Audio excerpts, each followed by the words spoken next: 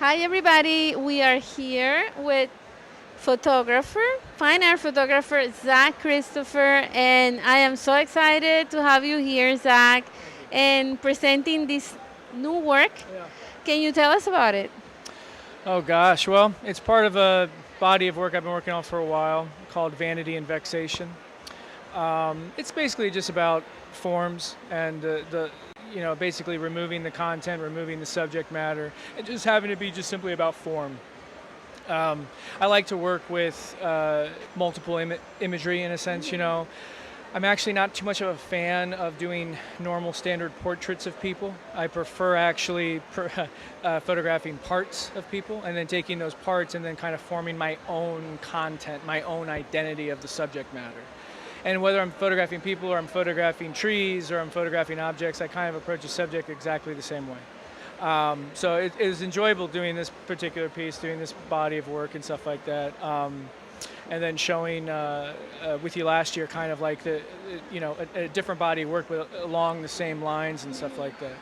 And then I show in New York, part of the Armory show in March with a gallery out of Switzerland, and that's of the same body of work, but it's a totally different piece, but it's still the same idea. It's fragments of subjects, fragments of content, and just kind of forming together and, whatever the viewer chooses to see. So I deal with perception and whatever that means. I mean, it is what it is. But if you connect with it, then essentially that's the point of it. So Can you tell us about your beginnings as an artist?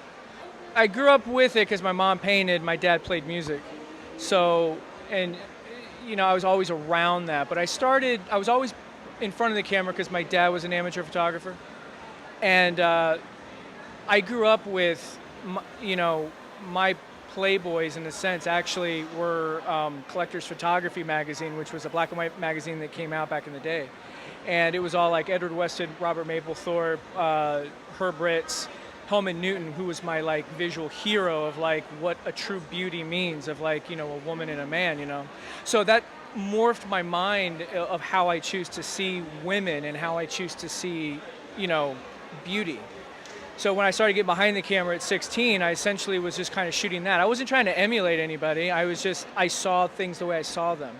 But I never really connected to like normal idea of nudes and normal idea of what, beauty is of a woman. It's more about the soul. It's more about what they are instead of what they look like. And that's exactly how I shoot, and that's how I still see it. So in a sense, I'm definitely not a normal guy at all. And I'm totally cool with that. I mean, it is what it is. But and ever since then, I've just kind of been working on that same idea, and I've gone in many different areas up and down. But early on, commercially, I did a lot of fashion work, and then I got burnt out on that, and then I just solely just did all my fine art stuff, and I've been doing that ever since. So, yeah. So how's your day? How's your regular day in your life as an artist? Well, if you ask me, I have an interesting perspective. If you ask other people, they'd have their own perspective of that. But I mean, I'm always working even when I'm not. And I'm doing most of my work, honestly, when I'm not working at all because it's all happening in my head. So I could legitimately go weeks or even months without actually doing anything. But the reality is that when I finally do execute the work, it just pops out and flows. It really is about a balance, and it's about discipline. So you have to just do it little by little every day. And when you do that, it just gets better and better and better. So I mean, for me, I wake up, I do yoga, I have my food, and then I head out to the studio, and then I just start working on essentially what I was working on probably the day before, if I was shooting or if I'm still editing and putting all the stuff together. And I like having my studio separate from where I live, so I drive out like 30 minutes to get there because it feels like I'm actually doing something. Working at home, it's just not for me. But realistically, for me, working as an artist, the most important idea of that work isn't actually getting the work done, because once I see it in my mind, it's done. Until I get to that point, I'm searching. For me, it's, am I taking care of myself mentally, emotionally, physically? Am I getting my exercise? Am I getting enough sleep?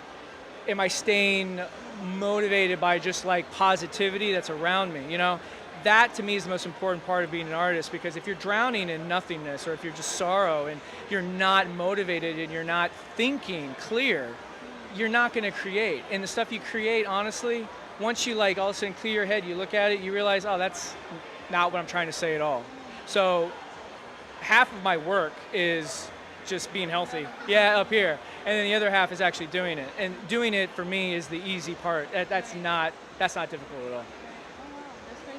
It's great to hear that, you know. That's where everything begins. That's where it begins. It begins up there. Yeah. And like I said, once I see it, it's done. Until I see it, I don't even try to be in the studio. I don't try to get it done. I don't try to figure it out, because I know it's going to come to me. And usually, honestly, that epiphany, 9 times out of 10, it comes when I'm at the gym, or when I'm literally just walking and I'm just looking at birds, or I'm playing with my dog, or I'm making love, or I'm eating a sandwich. I mean, that's when the epiphany comes. It's just normal, everyday life. And then once that happens, I know exactly what I got to do, and I do it, and then that's it. And then I just kind of move on to the next thing. So. Any plans for next year? Yeah, next year right now I show in New York in March. It's part of the Armory show from like mid-March, like the second or third week in mid-March. We'll see how that goes. It's just one piece. Possibly New York in April with you at the top 60. I'm really hoping. I just got to balance all that out. And as of right now, I don't think there's anything else lined up. I'm teaching a workshop next year at a museum, a photography museum. That's going to be, anybody can join on that, and that's going to be cool, I guess. But right now, I'm just completing these works and getting those together, and then taking it from there. So, yeah. Well, thank you so much for your time and for stopping by. It's always a pleasure, Viviana. It's always a pleasure. It's great. Thank you. And thanks everyone for watching.